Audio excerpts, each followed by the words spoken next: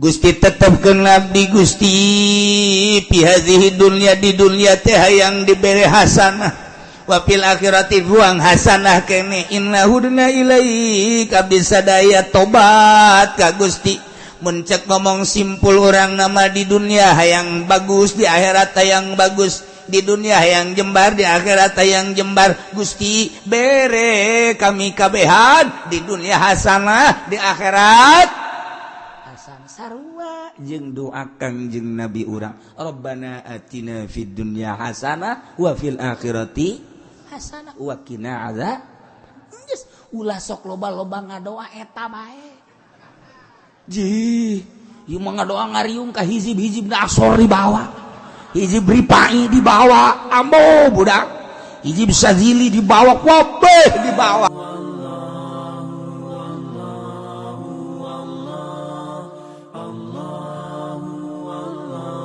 A'udzu billahi minasy syaithanir rajim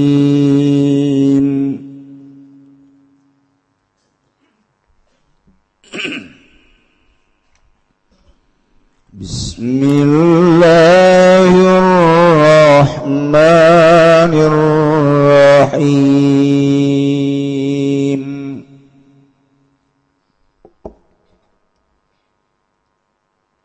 Alladzina yattabi'una ar-rasulan nabiyyal ummi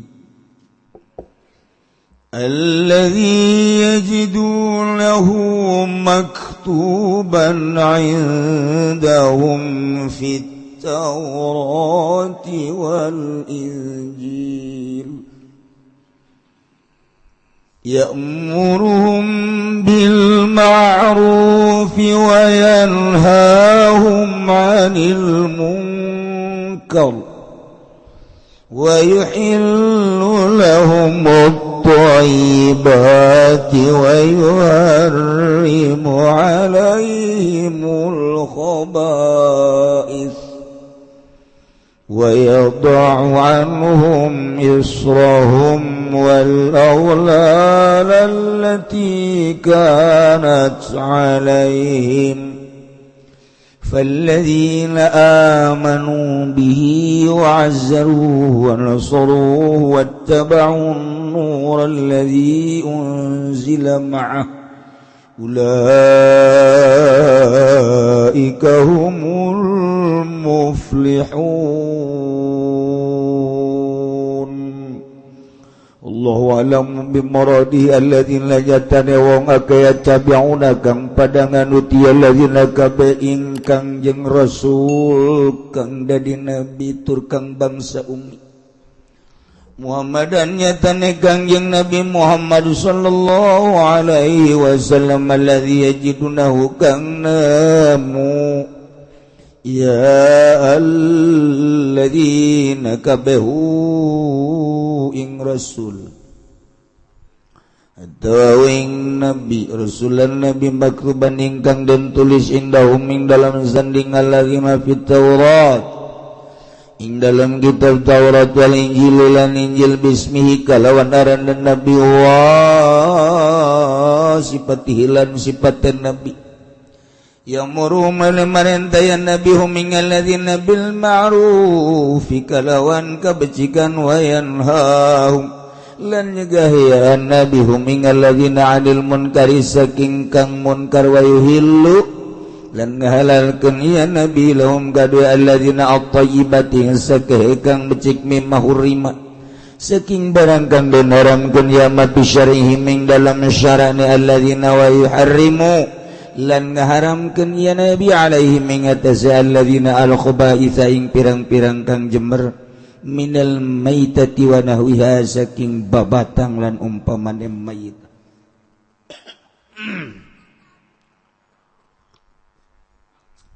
wa yadaulan kitu wa yadaulan ya nabi anhum saking alladzina isra'u ing bebane alladzina syaqqa lahum tegeset tanggungane alladzina wal aglalalan pirang-pirang kapayat asyadaida tegese pirang-pirang kasengatan allati kadat alaihim kang ana latiku tetep ingat sa alladzina kaqatil nafsi kayam ngabunuh diri bitaubati ing dalam taubat wa qati'a asarin najasati lan megatkeun tapak najis alladzina amanu bihi maka utawong ake kang padang imankeun alladzina kabihi kalawan nabi minhum saking alladzina wa'azzaruhu lan ngamulyakeun yalladzina kabehu ing nabi waqaruhu tegese ngahormat yalladzina hu ing nabi wa nasaruhu lan nulung yalladzina hu ing nabi wattaba'un nur lan nganuti yalladzina ing cahaya alladzi unzila ma'ah kang den turunkeun yalladzi sumatana nabi al-Qur'an tegese Qur'an iku ulaika uti mengkono alladzina hum taya alladzi ulaika iku al-muflihuna kang bahagia kabeh al-muflihuna kang bahagia kabeh.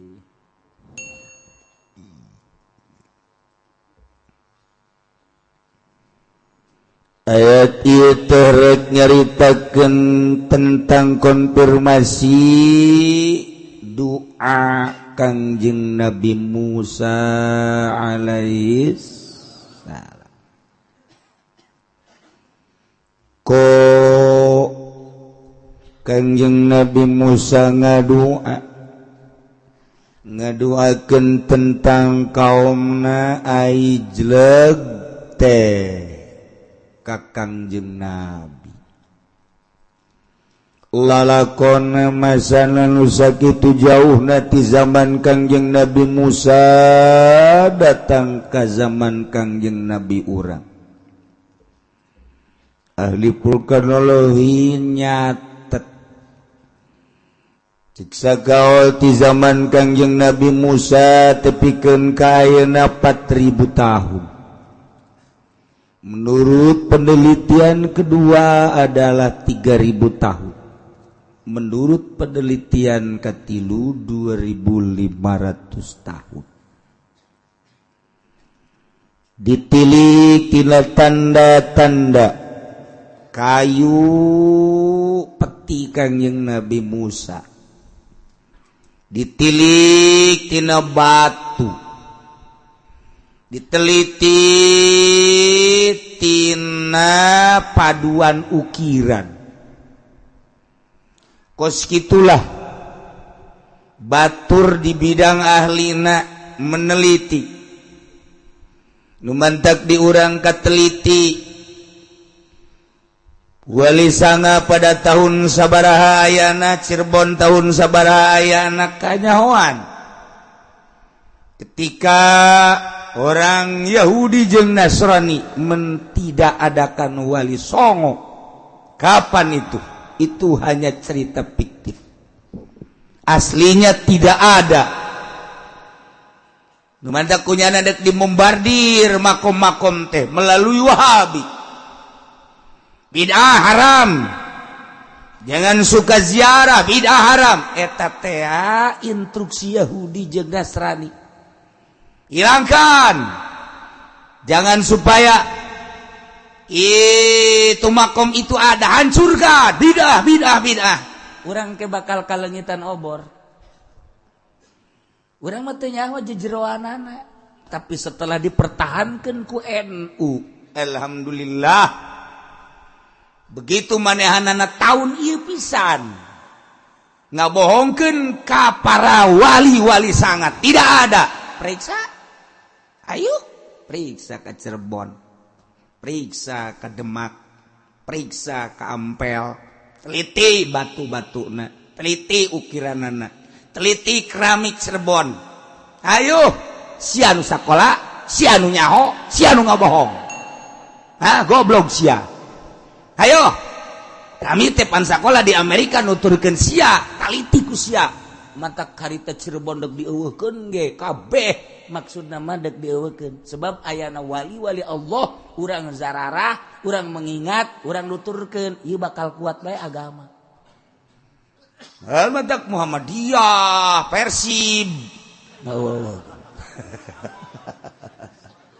eta teh gobok wari PKS dan lain sebagainya terus bae hendak begitu diulahkan Muhammadiyah kenceng bid'ah Gus Dur mah pinter diajak sabes Amin Rais ilu Megawati Amin Rais sabes mau kemana Gus kita ke makom lihat-lihat aja itu nggak boleh ziarah bukan ziarah cuma lihat-lihat aja saya yang ziarah situ cuma lihat aja udah nggak apa-apa pinter Gus Dur mah itu pan wartawan matanya pinter trek foto geus be Gus Dur beserta Amin Rais dan Megawati ziarah bersama ke Cirebon. Wah. Eta politik nu kos kitu ngaranna. Ieu mah ahli politik teu gerak atuh lain politik. Terus gitu marah pan Amin Rais. Marah jangan nama saya, mah wartawan. Cek Gus Dur. Saya mah kan cuma ngajak, saya yang ziarah. Situ mah lihat aja enggak usah ziarah.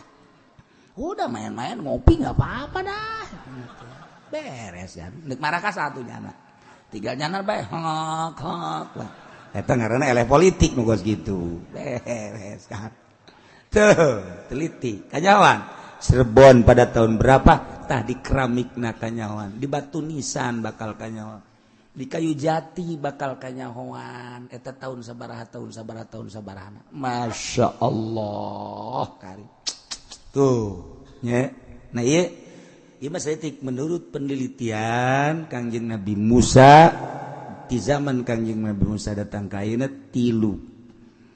tilu penelitian pertama 4.000 tahun wallahu alam urusan kadinya nu penting mah urang mau percaya pernah aya Kangjeng Nabi Musa alaihi salam aya Kangjeng Nabi Harun alaihi kumaha coba madu kenana ieu ti zaman Kangjeng Nabi Musa datang ka Kangjeng Nabi urang horenganan ieu teh kagedean jeung kagagahan doa Kangjeng Nabi Musa Kangjeng Nabi Musa teh ngadoa ka Gusti waktub lana fi hadhihi dunya hasanah wa fil akhirati hasanah inna hudna ilaik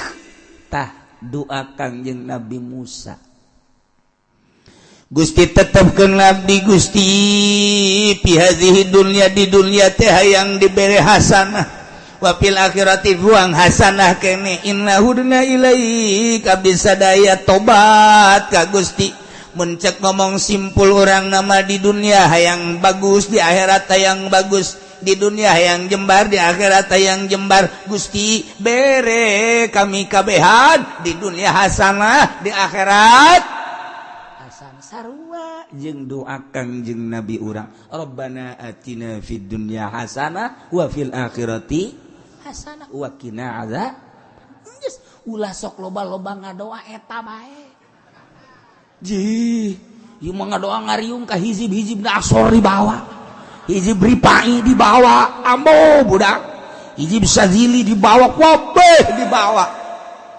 masyarakat geus kieu deui pajar neuk geus turun deui naik deui turun deui tub-tubna mah lain amin teh ku baledeg teh kiai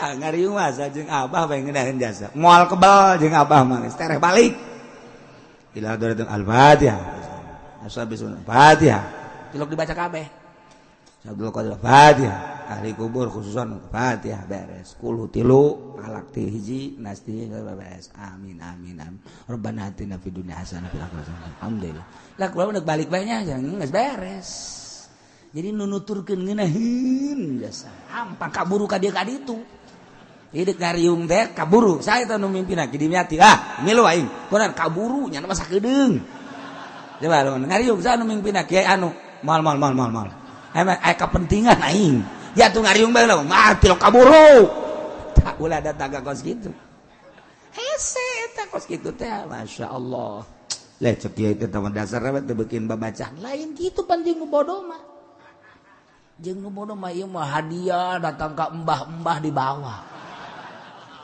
Mbah Gunung Karang ilaruhi Mbah Gunung Santri wa ilaruhi Mbah Gunung wow ka mbah-mbah lah mun sorangan di kamar los si mbah eyang bawa ku sia kabeh ai babarengan atuh teu kudu geus doana ge ieu bae teh rabbana atina fid dunya hasanah wa fil akhirati hasanah wa qina adzabannar beres geus tereh lain salah bener teu bisa bahasa Arabna bahasa urang bae Gusti muga di dunia dibere nyi hasanah di akhirat dibere nyi hasanah sallallahu alaihi wasallam anggeus geus lah ya Allah WC ge sok tamuk teh di jero-jero lain wasana bahaya ulah jadi ukur kurang jadi tempat mana itu tempat mana itu tempat mana ieu bangunna jelema teu barareukieun geus pendek-pendek bae udahekeun hage geus alhamdulillah ulah datang ke timbul enggak lah saya enggak ngeriung lagi lah kenapa kemarin juga ke dokter saya yang kenapa silanya lama tak ulah datang ke kos gitu tak jore kadengena aduh enggak impas emang kenapa atuh berkatnya cuman pisang doang 2 ke dokter mah saya habis berapa duit ya Allah ya Rabbi nah ye doakan jeung Nabi Musa kumaha cek Gusti Allah wala azabi usibu bihi man asya wa rahmati wasi'at kulla syai urusan siksa mah eta mah urusan aing dek dikakenakeun ka hamba-hamba aing nu dikersakeun ku aing sia mah ulah kudu nyaho Musa sahanu ku aing dek disiksa kumaha aing sahanu dek dirahmatan kumaha aing tah mah urusan aing ja aing mah pangeran cuman wa rahmati wasi'at kulla syai rahmat kaula ngamot surambah kana seluruh perkara sakumaha kamari ku Gusti Allah nyaritakeun wa rahmati wasi'at kulla syai teh datang ka iblis bunga hasana aing ge bakal kakenaan ku rahmat sebab bahasana ge wasi'at kulla syai ai syai mah termasuk aing di jerona cak iblis deh aing sakumaha geus dijanjikeun bakal ka neraka teh bunga kacida anu luar biasa lantaran Gusti Allah nyaritakeun wa rahmati wasi'at kulla syai iblis datang ka seserian tapi disusul deui ku Gusti Allah fasaktubuha lilladzina yattaquna wa yutuna zakah walladzina hum biayatina yu'minun hak paten Gusti Allah nu bakal kakenaan ku rahmat kaula dunya akhirat fasaktubuha kaula netep karena rahmat kaula terutama di akhirat hiji lilladzina yattaqun ka jelema nu takwa iblis ceurik deui 2 yutuna zakat anu daek ngaluarkeun zakat nu sugih teu ngazakat kucing 3 walladzina hum biayatina yu'minun jeung jelema-jelema dungimankeun ka ayat-ayat kaula 3 janji Allah ngucapkeun wa rahmati wasi'at kulla syai di jerona ayat 3 hiji alladzina yattaqun 2 wa yutuna zakat nomor ka 3 yu'minuna bi ayatina dungimankeun ka ayat 3 mentekang jeung Nabi Musa teh teu eureun terus ka umatna dakwah ngadakwakeun nu 3 para kaum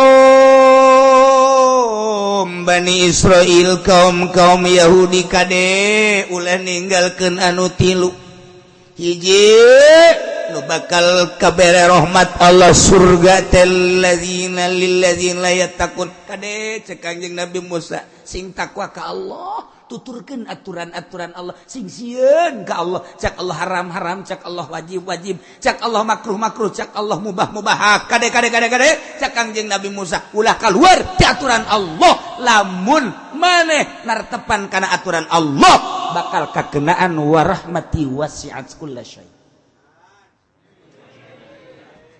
Nomor kedua cik Kangjeng Nabi Musa, wahai kaum Bani Israil sing daek ngaluarkeun zakat anu geus diatur ku Gusti Allah, aya zakat tijal, zakat mal jeung berbagai zakat-zakat. Lamun hayang kakenaan ku warahmati wasi'at kullasyai kaluarkeun zakat. Nomor katilu walladzina hum biayatina yu'minun, jeung jelema-jelema anu arariman ka ayat-ayat aing cak Allah. Nah, bahasa iman ka ayat aing teh mencakup kana kitab Taurat. Bahasa ngimankeun ka ayat aing nu agung teh mencakup kana Injil. Bahasa ngimankeun ka ayat aing teh mencakup kana kitab Al-Qur'anul Numantak ku Gusti Allah dilanjutkan, alladzina yattabi'una ar-rasulal nabiyyal ummi alladzi yajidunahu maktuban 'indahum fit tawrati wal injil. Nyaeta jelema-jelema anu iman baheula di zaman Kangjeng Nabi Musa ka Kangjeng Nabi Musa berikut ka ayat-ayat kitab Taurat. Oge ka jelema-jelema anu iman ka Kangjeng Nabi Isa berikut ka ayat-ayat Injil. Termasuk jelema-jelema anu nuturkeun ka Kangjeng Rasulullah anu diangkat jadi nabi anu bangsa ummi, nyaeta Kangjeng Nabi Muhammad sallallahu alaihi wasallam. Jadi Kangjeng Nabi Musa sakali ngadoa berebet datang ke kiamat. Kos kitu doa para nabi mah. Lamun ngadoa tengah peuting teh lain jang sorangan. Ya Allah ya Rabbi salametkeun keluarga abdi, ya Allah salametkeun tetangga abdi, ya Allah salametkeun bangsa Indonesia, ya Allah salametkeun mukminin mukminat. Numantak doa khutbah teh wajib dijadikan rukun. Allahumma ighfir lil mu'minina wal mu'minat wal muslimina wal muslimat. Eta teh kumaha basa dunia doa eta, mun urang khutbah teu make eta teu sah. Abeh kamu sumarambah kabeh teu mikiran sorangan. Urang malain ya Allah ya Rabbi dagang abdi Gusti supaya dimajukeun. Keun gaya tetangga abdi mah mungsrutkeun Gusti. Coba. Ngadoa si kos kitu. Ya goniu ya goniu ya goniu ya goniu Gusti abdi dagang karung ti leuleutik Gusti. Sugihkeun abdi keun bae lawan-lawan abdi mah ku galedegkeun habak. Pamustungan sama doa. Masya Allah. Tak pernah tetangga kos itu gak doa. Kabeh kadanan ku kieu mah ya Allah ya Rabbi abdi mah geus teu kudu dideuleu-deuleu ku Gusti urusan dagang mah tah malah geus abdi mah geus boga kayakinan ka Gusti. Tapi tetangga abdi karunya tuh majukeun Gusti tetangga abdi dulur abdi majukeun geuskeun bae abdi mah urusanna tah malah urusan Gusti ka abdi mah. Abdi mah ikhlas ridho, mun dulur abdi tetangga abdi mararaju Gusti. Boh, kiamat ngadoa Gusti. Can orang ngadenge urang ngadoa kitu. Urang mah ngadoa muriang ngadoa cager kijang urang bae. Ya Allah cagerkeun abdi Gusti, cagerkeun abdi Gusti adapun tetangga mah kajeun garering ge. Apanya ngadoa si kos kitu?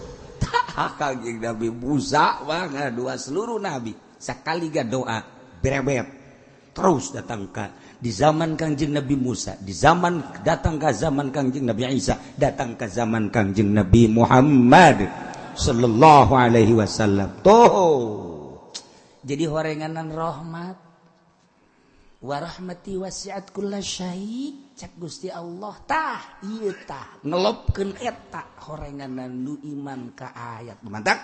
Lain zaman Kangjeng Nabi Musa be urang ge kudu percaya ka kitab Allah.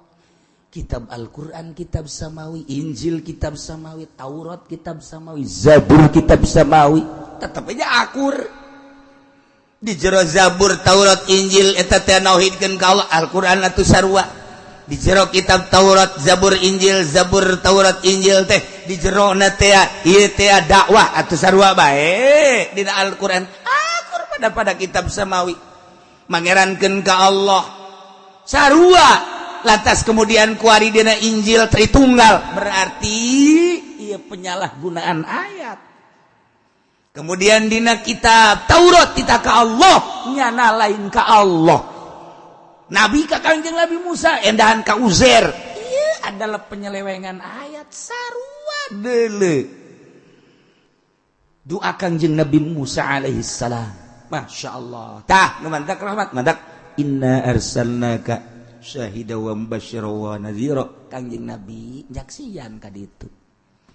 Sebab Kangjeng Nabi sebagai rahmatan lil alamin. Wa ma arsalnaka illa rahmatan lil alamin. Mentek begitu Kangjeng Nabi urang lahir ke alam dunia teh lain bae manusia anu bungah.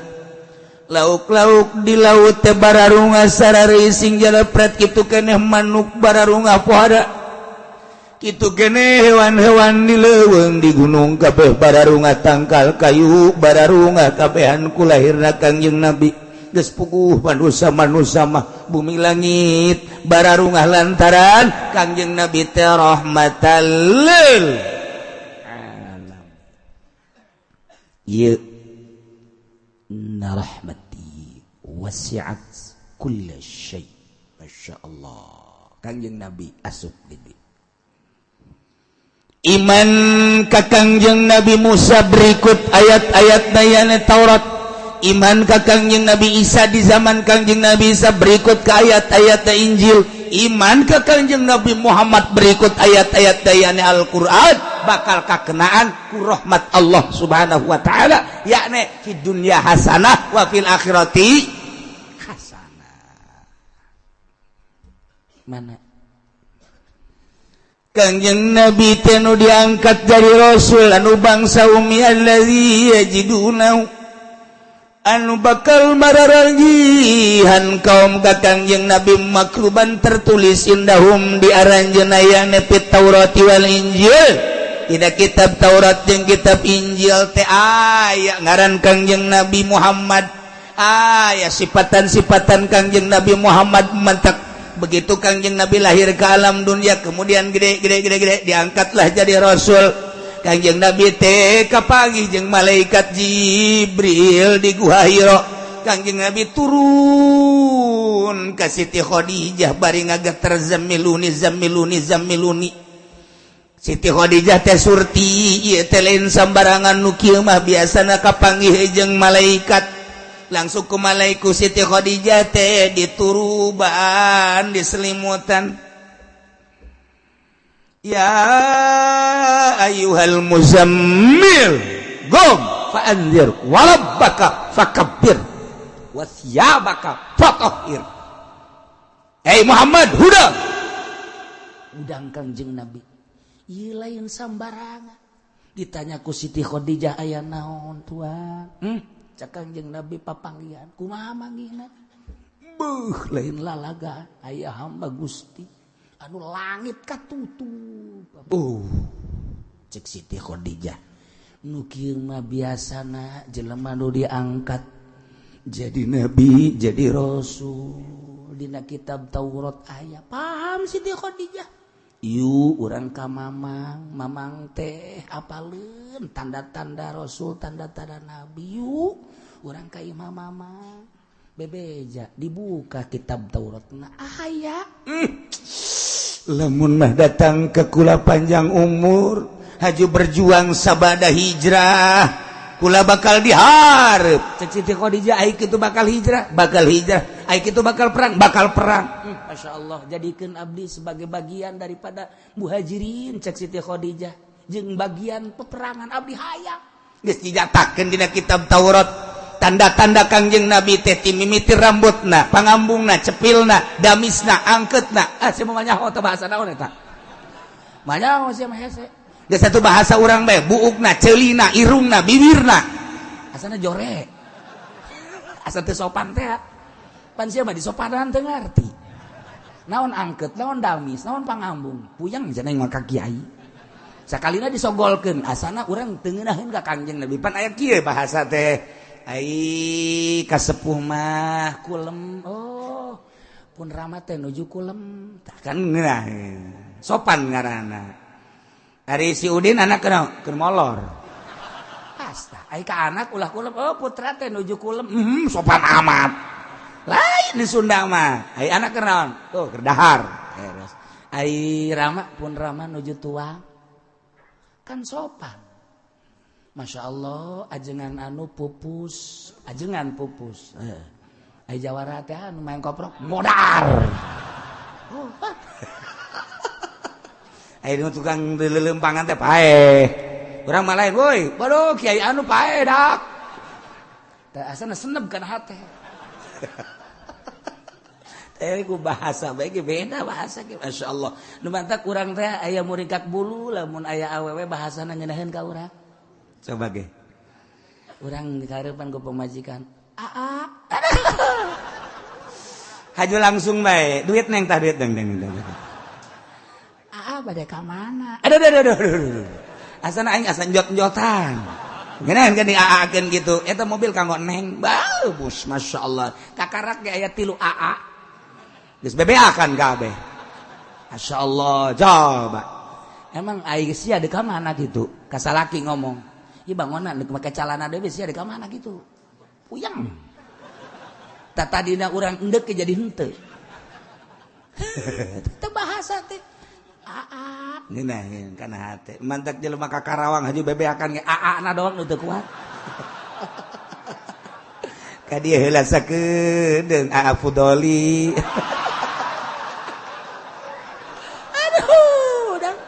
Kunci Fortuner dibikin ya neng ya aduh ya karib tak kos gitu dah doang teu kuat ge bahasa nanaon ge teu meuli bahasa mah tuh be masyaallah orang mah sogol dia geus madang can oh kasalaki dia geus madang atuh pang nyokot jotong kusubah cokor bae ieu budak dijadikeun nu ka-7 ku aing sia Masya Allah bahasa nah iya alladzi yajidunahu maktuban indahum fit Taurati wal Injil dina kitab Taurat nami Kangjeng Nabi parantos aya sifatan Kangjeng Nabi parantos aya nu mantak ketika jelema maca kitab Taurat anu asli maca kitab Injil bardambas anu asli jol Kangjeng Nabi teh moal disahasa ieu pasti sesuai jeung nu aya dina kitab Taurat sesuai jeung anu aya dina kitab Injil ya'ti mim ba'dismuhu Ahmad dengan berbagai ngaran Kangjeng Nabi nu kamari geus dicaritakeun di ahli surga mah Kangjeng Nabi teh Abdul Karim, ahli neraka mangaran Kangjeng Nabi teh Abdul Jabbar, ahli aras mangaran Kangjeng Nabi teh Abdul Majid. Di kalangan malaikat mangaran Kangjeng Nabi teh Abdul Hamid, di kalangan para nabi mangaran Kangjeng Nabi teh Abdul Wahhab, di para syayatin ngaran Kangjeng Nabi Abdul Qahir. Para jin Kangjeng Nabi ngaran Abdul Rahim, di gunung-gunung mangaran Kangjeng Nabi teh Abdul Khaliq. Di daratan mangaran Kangjeng Nabi Abdul Qadir, di lautan mangaran Kangjeng Nabi Abdul Muhaimin, di kalangan kegeremetan mangaran Kangjeng Nabi Abdul Giyat, di satu kesit mangaran Kangjeng Nabi Abdul Razak, di kitab Taurat di Injil pop jing sejen deui. Kitulah ngaran Kangjeng Nabi. Di Zabur ngaran Kangjeng Nabi Faruq. Wa indallah munggu Allah dina Al-Qur'an dijelaskan Toha Muhammad Yasin kitulah ngaran Kangjeng aya geus nuturkeun ka Kangjeng Nabi Muhammad bakal kakenaan rahmat cek Kangjeng Nabi Musa nu Kangjeng Nabi Muhammad teh geus tertera dina Taurat jeung Injil sifatan-sifatan jeung ngaranna di antara gerak Kangjeng Nabi Muhammad teh ya'muruhum bil ma'ruf wa yanhahum 'anil munkar wa yuhillu lahumut thayyibat wa yuharrimu 'alaihimul khaba'ith wa yad'u 'anhum israhum wal aghlal allati kanat 'alaihim. Jumlahna sifatan Kangjeng Nabi nu tertera dina Taurat jeung Injil teh 9. Nomor kahiji ar-rasul yattabi'una ar-rasul. Nomor kadua an-nabi. Nomor katilu al-ummi. Hartina ummi anak cek Kangjeng Nabi kaula teh bangsa ummiyah. Ummi hartina ummi tara nulis tara maca ummi. Sebabun Kangjeng Nabi nulis besi bajarkeun bahwa ieu Quran teh buatan Kangjeng, mun Kangjeng Nabi maca besi Quran teh majarkeun ieu teh bacaan Kangjeng Nabi. Nu mantak teh Kangjeng Nabi anna ummatun ummiyatun la inna ummatun ummiyatun la naksubu wa la nahsibu.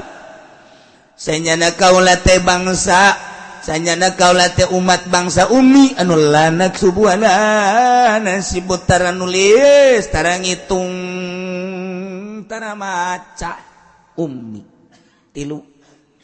Nomor kaopat ya'muruhum bil ma'ruf, nu selalu merintahkeun kana ma'ruf. Kangjeng eureun-eureun Kangjeng Nabi mah terus bae amar ma'ruf. Kajelema teh eureun-eureun nitahan hade bae kade, aranjeun teh kudu salat kade, aranjeun kudu puasa kade, aranjeun teh kudu ngazakat kade, aranjeun teh kudu haji. Ya'muruhum bil ma'ruf.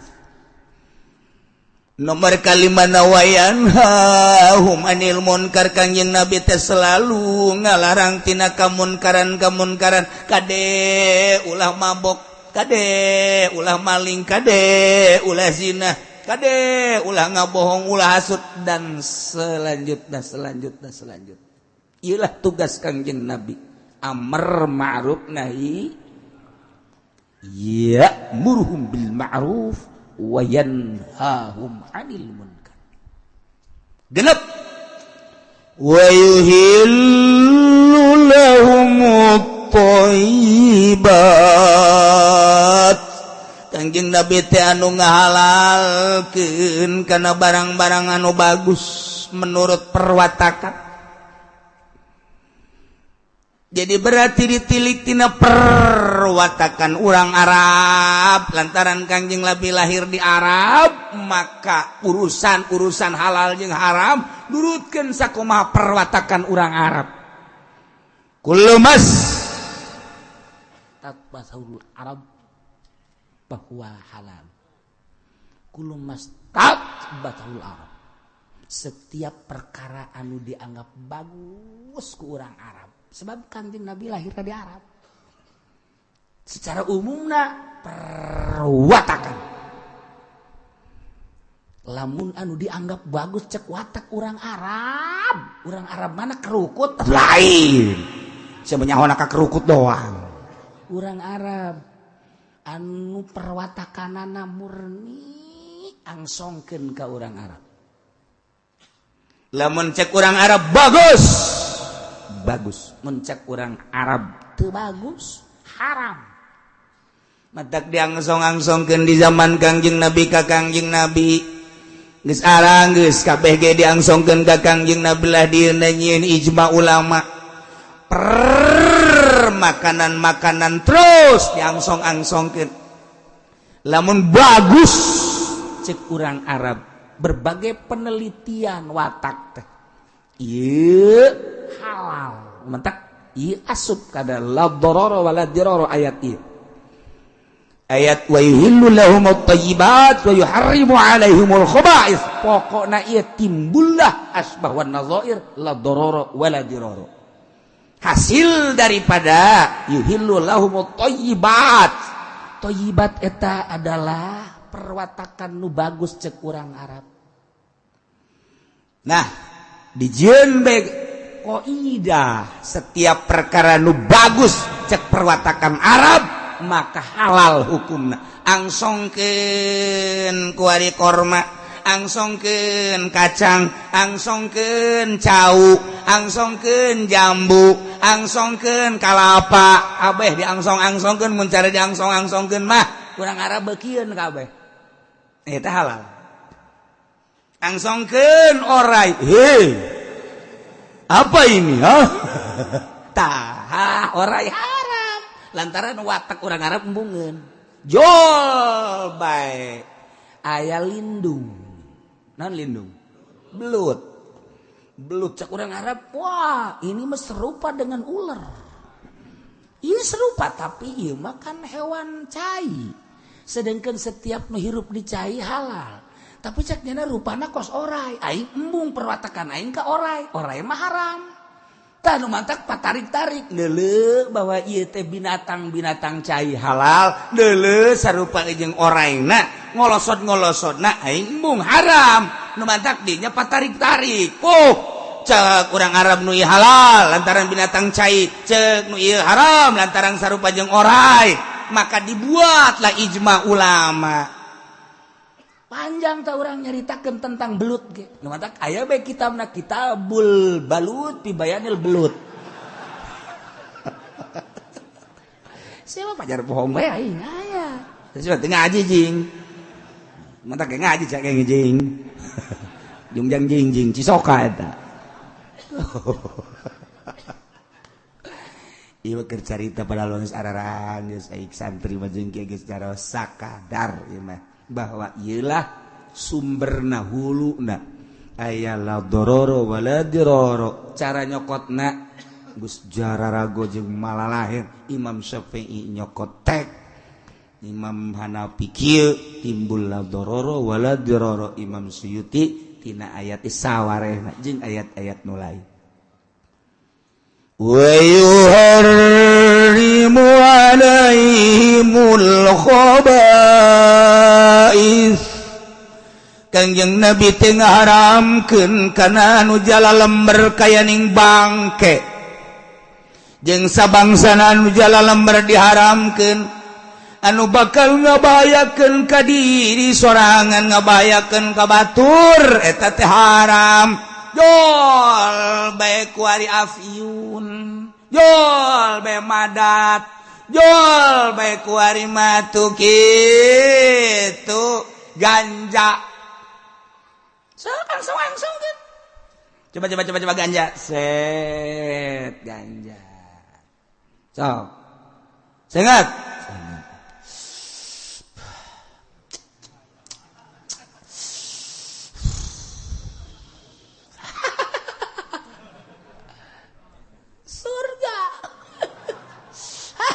Bidadari kakarak tilu kenyotan doang geus seuseurean. Nah berarti ieu ganja haram tak ganja daunna kembangna haram ganja. Coba kuari tembakau Garut biasa bae budak. Oh, haneut doang euy. Waduh, kaung rasa samsu. Ya teu naon. Teu naon. Sok bako. Bako Madura, bako NTB, bako Garut, bako Palembang. Eueuh nu ngamabokeun. Berarti kan henteu mabok bako mah. Nu mentak ayeuna muih deuk ngaharamkeun rokok. Atuh tinggaleun dak. Itu tinggalin. Ayo jieun hukum lawan kusia fawaidul makiyah. Umentak ulah sok terbawa arus aji heula. Lamun teh mah eta ganja haram jelas. Sedot kusia. Sakali sedotan, dua kali sedotan geus weng aju muka calana bae nyana weng. Rokok kusia. Moal mabok rokok paling tunduh. Aya anu tunduh ku ngarokok cager. Aya anu cager ku ngarokok gering.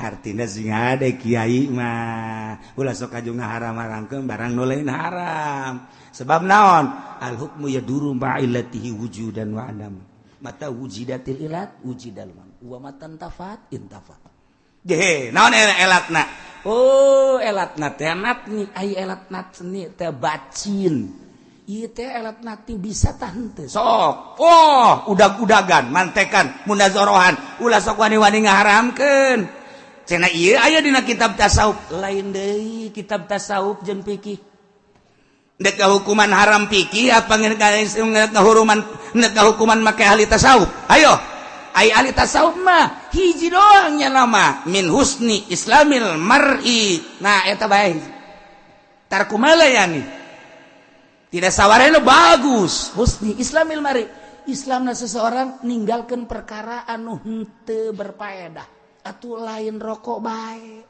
kancing jas ge di dieu paedahan haram goblok kancing jas di naon manfaat eta sia aya rokok diharamkeun aya sia make jas aya kancingan can tasawuf sia tos kitu mah aya sia ngaharamkeun ngarokok aya make jas di tukangna make dibelah eta malayani tutup sia hayo sia tarku malayani ayo terus lamun urang cukup dahar ku 3 huap ka 4 haram sebab geus teu berfaedah nanaonan atuh eta tasawuf nu kitu ngaranna mun teh kudu boga guru deuk tasawuf mah ieu mah diceramahkeun saudara-saudara bahwa kitu rokok itu adalah haram kamakola didalilan kunyana dalil mending mun bener didanyakeun bae urang isi budak bisa ngaji teh kiai pan kolot coba ai praktek atanbak haramun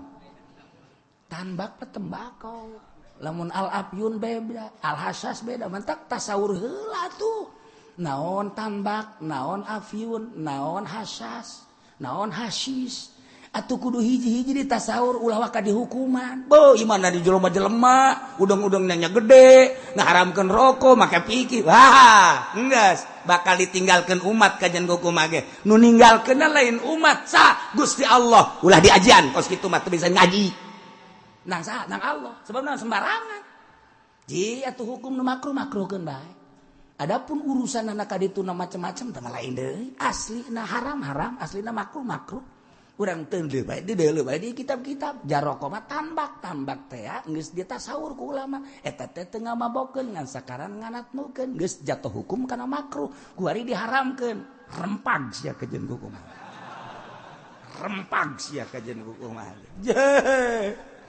deh parangsana ulah sok kababawa heulanan urang bae tukang ngaji kababawa ku pamarentah teh ulah nyana diharamkeun korupsi embung nyana diharamkeun sogok menyogok embung ai urang dibabawa ti ngaharamkeun rokok heula dak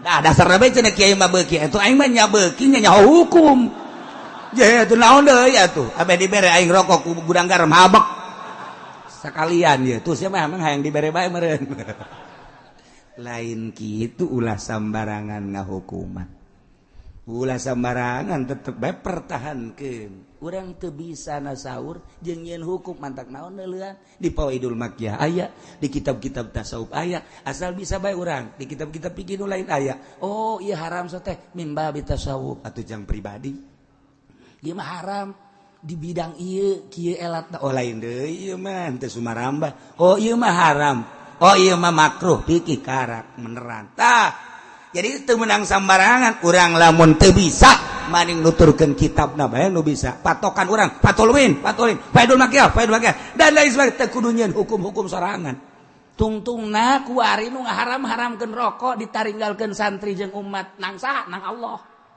kusabab naon teu bisa ngahukuman sia cak Allah sembarangan ngahukuman bae geus bae baralik jelema geus kudu kumaha itu ulah menta hampura ka kiai nu ngahalalkeun ngamubahkeun ulah ka Allah ya Allah ya Rabbi abdi pernah ilu-ilueun jeung mu'i padahal mah dibere duit saeutik abdi teh aju abdi ka babawa hampura Gusti hampura nu mantak abdi mentah hampura haju ditinggalkeun kumunya abdi nu mere duit timun aya mah abdi ge terus cak Allah tolol beureun si Allah ya tobat dan nu hese kasalahan hukum mantak naon tobat cara ulama-ulama baheula hukuman ciger aya nu datang eta salah meureun hukum bener tah teliti heula oh hampura atuh salah mantak naon sih dia lain nu kiai hukuman nu Allah tah ngeunaheun kan masyaallah mantak NU seserian we barang aya nu ngaharam-haramkeun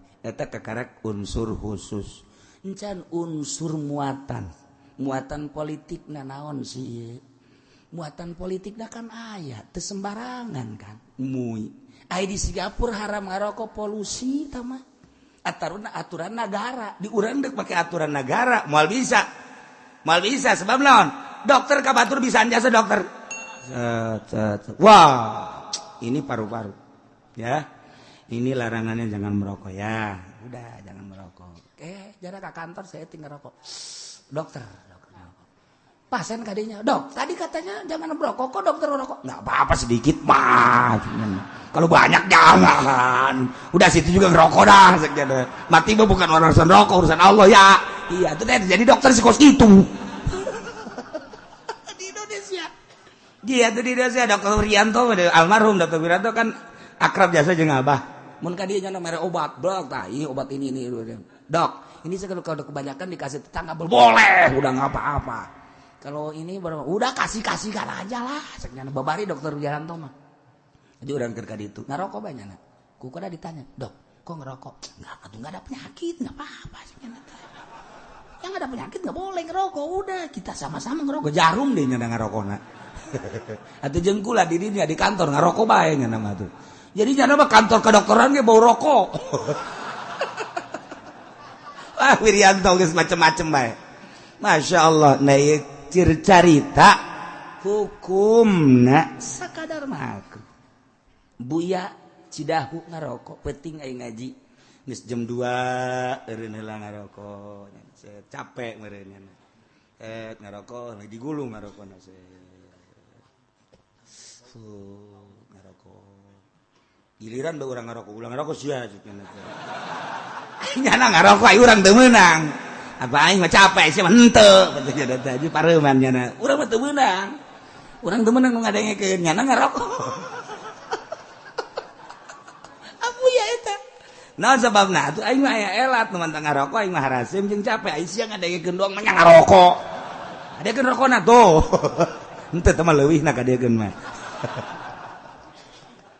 Nah eta ngarokok biasa Kiai Prawira ngarokok maksudnya naon ukuran kadinya jago ngaji ajengan imam guru kula Garut neuk ngadu naon nyana Juman bisa Syamsiah bisa geus puguh kitab-kitab bangsa Alfiah Samarqandi lah nyana mah aya teh muridna cengkodir teh benda kerep eta gaji khusus di nyana jago ngajina mantap begitu aya anu ngaharamkeun speaker seuri bae nyana ngarapkeun speaker make naon cenah ngaharamkeun make alat naon maksudna make parabot piki apa parabot tasawuf salila make piki atuh deuk naon nya nama tuh atuh deuk mana kitabna nu ngaharamkeun speaker mana hadis mana turunkeun cek cenah hayu urang mantekan urang kudu jubanan urang jamu jawamean jago jasa eta kan jago jasa ngajina ngarokok nya atuh ai sia teu bisa ngaji teu ngarokok maksudnya ngaharamkeun gitu itu ngarokok masalah je kene-kene haju teu beuki ngarokok atuh ulah urusan haram teu beuki ngaranna lain deui haji cenah nanya ka kiai kiai ngarokok teu aing mah nu mantak ngarokok abeh dibere rokok kan lumayan ngajualan rokok bae ge oh sia ajuna mah aing hayang ongko dibere henteu daya cerita hukum Masya Allah sembarangan tanda kula sembarangan kaliti heula tarigi tuh at-tambak haramun kukula kadenge be ya atuh urang Garut pan marlak non tembakau dikedu melak tembakau terus NTB melak tembakau eta teh tembakau Indonesia teh diakui luar biasa. Aset tembakau Indonesia teh termasuk aset nomor kebarang buadena luar biasa. anu asup ka negara teh sabaraha persen aset gede anu mantak haji diharamkeun aya unsur naon ye aya urusan polusi atuh teh mah undang-undang negara pek bae aya bisa mah cara Singapura mun ngarokok urang tengah-tengah kota 3 juta namun di pinggir kota 2 juta namun di sisi hotel 1 juta namun di jero kamar 500.000 aya aturan-aturan anak lamun endek aya khusus tempat ngarokok taman los urang keur kieu bae ge ditungguan bae ngarokok ditungguan ku jelema make hejo-hejo isi endek nungguan kuntungnya Pak saya ditugaskan oleh negara untuk ngambil kuntung oh jadi nyana tugas urang keur ngarokok bae ditungguan ku nyana tah piceun bae ku urang cokot ku nyana heula ngarokok sial atuh kita tadi bae mentas ya ka aing ya Allah ya ya'muruhum bil ma'ruf wa yanhahum 'anil munkar wa yuhillu lahumut thayyibat wa yuharrimu 'alaihimul khaba'is mun ditotor cara nyokot hukum panjang ieu mangan sakitu bae وَيَضَعُ عَنْهُمْ إِصْرَهُمْ وَالْأَغْلَالَ الَّتِي كَانَتْ عَلَيْهِمْ jeung deui Kangjeng Nabi teh anu nyingkir-nyingkirkeun kana beban-beban manusia kana tanggungan-tanggungan manusia jeung kapayahan-kapayahan anu jadikeun belenggu terhadap manusia contohna model baheula di zaman Kangjeng Nabi Musa mamun tobat teh kudu bunuh diri jelema boga kasalahan tobat ka Allah kudu maehan maneh ketika bajuna kena najis lain kudu diseseh tapi kudu digunting uruk najisna kan berat mentak dirobah di zaman Kangjeng Nabi mau ya anhum israhum wal aghlal lamun tobat cukup ku istighfar bae aya aturan-aturan tobat tina naon ieu teh apakah mabok apakah zina apakah maling jeung apakah tina urusan-urusan nu lain aya aturan-aturanna waqat jeung teu kudu digunting tah cek Kangjeng Nabi Musa terus rahmat Allah nembus ka umat Kangjeng Nabi Isa nembus ka umat Kangjeng Nabi Muhammad sallallahu alaihi wasallam nu mantap alladzina amanu bihi wa azzaruhu wa nasaruhu maka ari jelema-jelema anu arariman ka nabi haju manehanana ngamulyakeun ngamumule ngahormat nulungan naon anu diperjuangkeun ku Kangjeng Nabi wattaba'un nur alladzi unzila ma'ah jeung nuturkeun kana Al-Qur'anul Karim sebagai penerang cahaya nu diturunkeun bareng ka Kangjeng Nabi melalui malaikat Jibril alaihissalam ulaika humul muflihun tah etalah jelema nu iman ka Kangjeng Nabi anu ngamumule ngamulyakeun ka Kangjeng Nabi nulungan berjuang terus sakumaha aturan Kangjeng Nabi nuturkeun kana Al-Qur'anul Karim ulaika humul muflihun etalah jelema-jelema nu bahagia nu kebahagiaan teh naon anu kakenaan ku rahmat Allah anu tadi wa rahmati wasi'at kulla syai bahagia mentak urang sisa hirup urang kuari dibere sehat ku Gusti Allah urang tempokeun geura mata batin urang ka kebahagiaan akhirat lamun nempokeun kebahagiaan dunia doang sakedeung boga mobil ditumpakan isuk pageto paeh mobil ditinggalkeun boga imah nu mewah ku urang dicicingan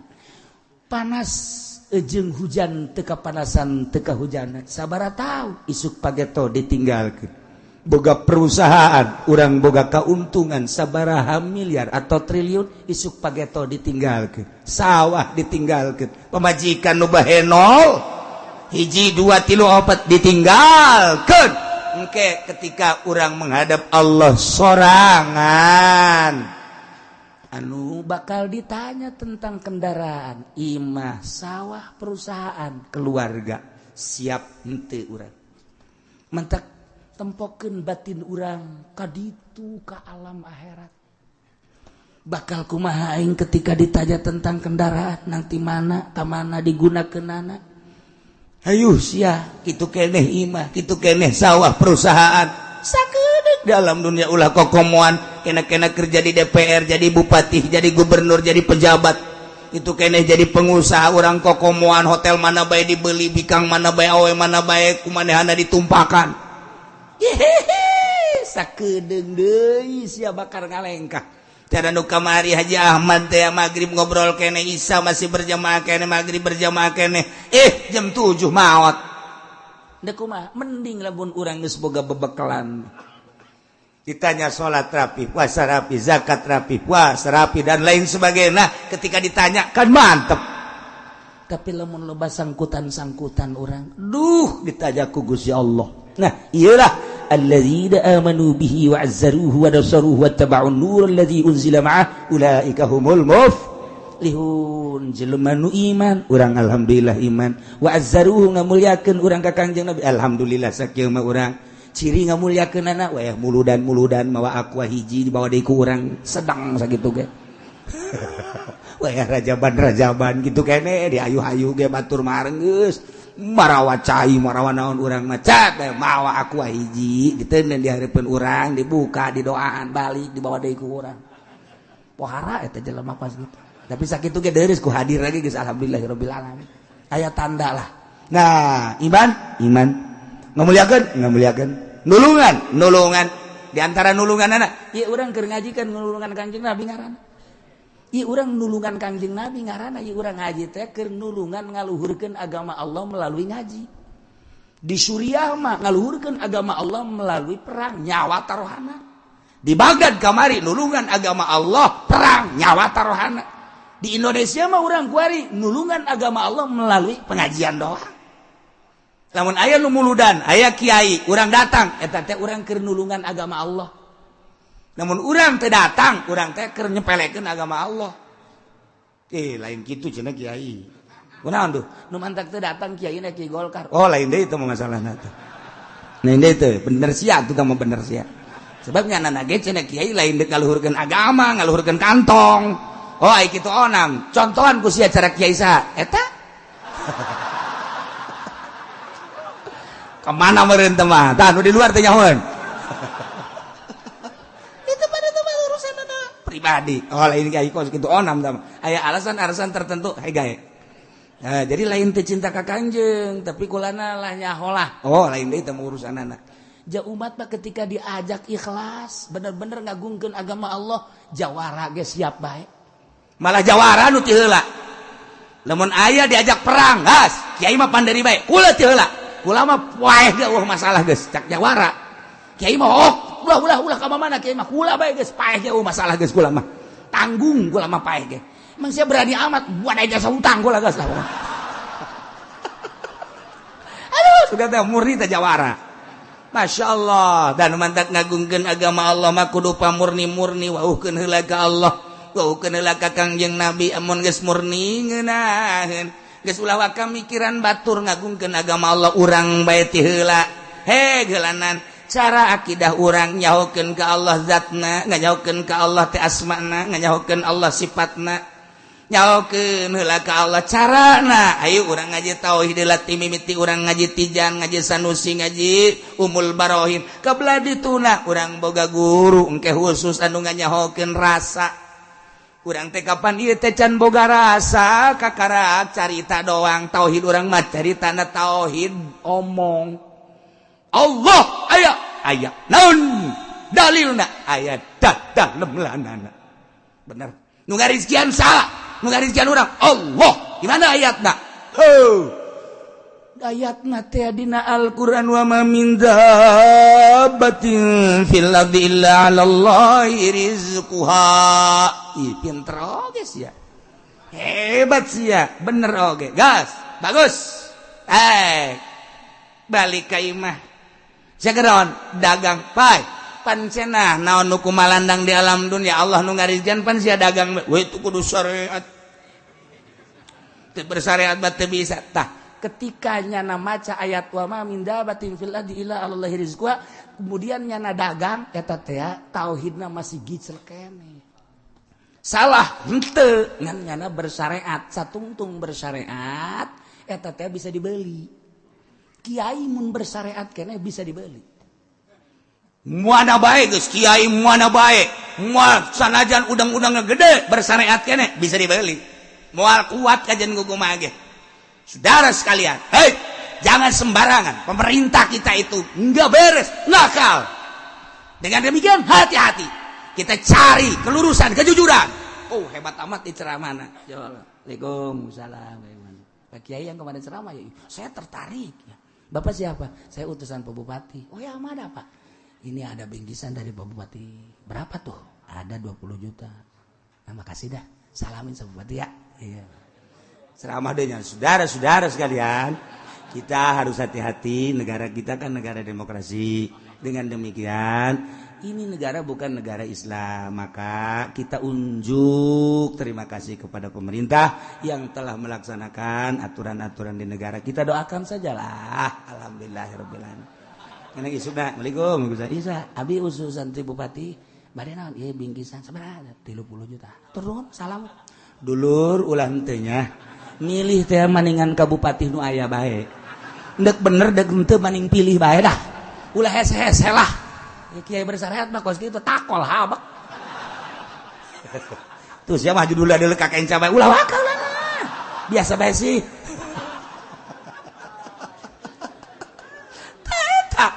Jadi oyag-oyagan syariat mah kajentingnya na pinter ngajina. Ceda jamul jawame nih, ngus jago jasa ulah kakarak jamul jawame. Jamul jawame 2 kalegleg kunyana. Syariat mah kitu bae. Kitu bae sebab lawan encan aya Allahan di jero hatena bersyariat. Cara tadi ayat baca wa ma min dabatin fil ardi illa 'alallahi rizquha. Tapi nyana dagang, tapi nyana tani, tapi nyana di pemerintah. Tapi nyana di pemerintahna lain nek digawe tapi hayang duitna eta nu kos kitu ngaranna bersyariat tapi ketika jelema geus berhakikat lain deui moal bisa dioyag-oyag kejeun kukumaha izin ka Allah sieun ka Allah dibunuh sekalipun loba nu diseret Imam Syafi'i di penjara Imam Maliki di penjara Imam Hambali di penjara mempertahankan hukum izin ke Allah Imam Bukhari diseret izin ke Allah keun bae paling paeh di dunia mah tapi aing di akhirat dipuji ku Gusti Allah dibere sorga tapi kiai syariat mah hayang senang di dunia di akhirat tadi perhitungkeun nu mantak lamun eueuh kiai hakikat di dunia umumna khususna di Indonesia cilaka mantak masih kene aya ahli hakikat alhamdulillahirabbil alamin tinggal nanya nu mana sih kiai eta mah rahasia teu bisa sanajan sia di bejaan engkena puyang ahmadnya sebab naon atuh ahli hakikat besarua babarengan jeung urang waya dahar-dahar waya nginum-nginum malah mah getolan sia kadaleuna ibadahna nya mah tugas datang ka hakikat pan indah jas tuh eta kan melalui Toriko melalui cobaan-cobaan. Nukus kuku guru urang sok didongengkeun teh jelema bertoriko dek naikeun. Kan naikeun rasa. Lain wirid toriko mah. Wirid mah babari. La ilaha illallah, la ilaha illallah, la ilaha illallah, illallah, illallah, illallah. Barang beunta cauna gede illallah. Illallah. Lamun cauna leutik illallah, illallah. Aja tarekat kos kitu. Heran lain tarekat memindahkan rasa tina sieun jadi sieun tina teresep jadi resep tina teu kadeuleu Allah jadi kadeuleu nah guru tarekat ya abang naikeunana make cobaan murid ada sia geus dibere tarekat guari dek ditaikeun pan lain wiridnya nama cara naikeunna ya ge ha saurang-saurangna neangan kotok Sanggeus neangan kotok bawa ka dieu, sanggeus dibawa ka dieu, terus aing diinstruksikeun hiji-hijina kudu dipencet ulah kadeuleu ku jelema. Nya, lamun kadeuleu aya nu deuleu berarti batal. pencet ulah aya anu neuleut saurang-urang aja. Silakan. Dah angkat kabel. Maruli kotok bebeja. Ieu sedang. Pencet. Pencet kabel. Aya nu mencit di kolong. Luak liut nya sasa. Lulus asana aing. Aya nu mencit di kebun kirai. Lulus asana aing. Aya nu mencit di kolong jembatan. Lulus asana aing. Aya nu di kamar sorangan bae. Lulus. Kabeh macem-macem. Anu tipeting bae tipeting. Peting pencit. Neuleuh aja nguk kumaha. Kabeh di bawah. Ya kiai. Ya di mana mencitna? Abdi di kolong bale. Aya nu legeun? Teu aya. Tenan. Sia. Abdi di kebun kirai. Aya nu leuleuh? Teu aya. Sia. Abdi di kolong jembatan. Teu aya nu nulis sama sakali. Sia. Abdi mah tipeting, mama. Nu leuleuh abdi ge teu leuleuh. Dia peting geus dipencit sapencit-pencitna. Pajar hebatnya sabareu. Tinggal nu saurang mau kotok hirup. Pan siapa tadi pencit? Cerekan ku mah. Henteu. Kunaon? Hese mencitna. Kunaon tuh hese? Cak mama ulah aya udah leujah hese. Bang. Hese di kamar Allah neuleuh di kolong jembatan Allah neuleuh ti peuting Allah neuleuh. Lah, kula mama hirup bae. Tah, cak mama tina 10 murid anu lulus hiji sia anu tadi pencit tuh. Boga rasa jana asa dideleukeun bae ku Allah tah mindahkeun rasa nu hese. Urang salat pada ungkugan bae mah akeh bage akur bae.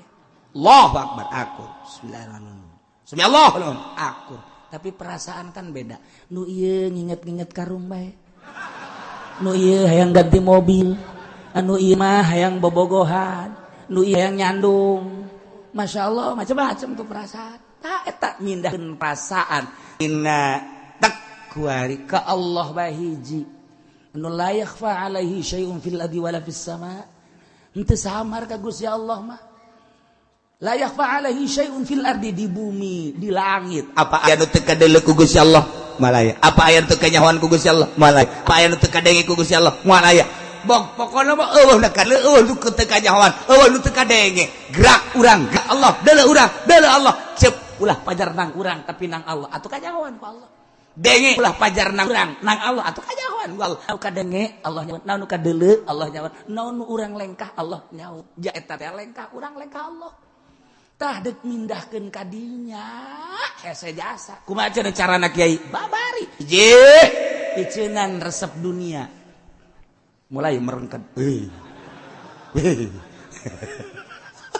Resep ka dunia piceun. 2 resep ka makhluk piceuna. Sugan patulapat tali jeung pejabat jeung nu gagah jeung nu sugih piceun hiji bae Allah. Kitilu nafsu piceuna. Nomor kaopat setan piceun. Tah lamun geus bisa bicara nu opat urang sorangan infirad ka Gusti Allah. Berang jeung peuting bakal akur. Sehat jeung gering bakal akur. Urang teh kajen di lomba jelema jeung sorangan bakal akur hiji bae Allah. Tah mun geus aya kiai nu kos kitu mal robah. Moal nu tati saudara ya. Dibere bae. Saudara saya. Dibere deh dulur. Lah.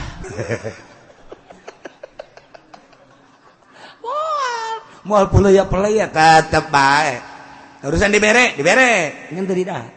Urusan bae eta mah. Urusan debak gerak Allah. Ngan terus ka Allah. Cak bupati pan dibere kan terus bae. Ya atuh bukan saha nu mere atuh sia-sia mere. Bere deui aing Gusti atuh. Aing mah tetep kieu jalurna Al-Qur'anul Karim. Gubernur kajen gubernur, bupati, wilayah gubernur, presiden sekali. Ini mah jalur Al-Qur'an, moal kebal hirup kalengkah ke alam barzah, tanggung jawab di harapan Allah. Tah, lamun urang geus boga pemimpin nu kos kitu, nyana ngajak perang daek we. Daek. Ya mah, "Hoi dulur perang." Saru teh heula sia. Ai di dinya keula. Tah kos kieu borangan. Kos kieu borangan lewat ka kuburan. Jadi dia. Ayo mama di tengah. Emang kunang gitu, ulah loba omong. Awas ya di kuburan ulah lompatnya. Emang kunang mama aing keur nguji sia padahal mah nyana sieun. Ka murid mah bisa aing nguji sia. Coba datang ka mana sia, dicekelan bae ku mama. Tuh sia. barang datang ke kuburan lupa kabeh mama ge lupa tolong rek lain muji nyana nu borangan tak urang embung boga mama kos kitu embung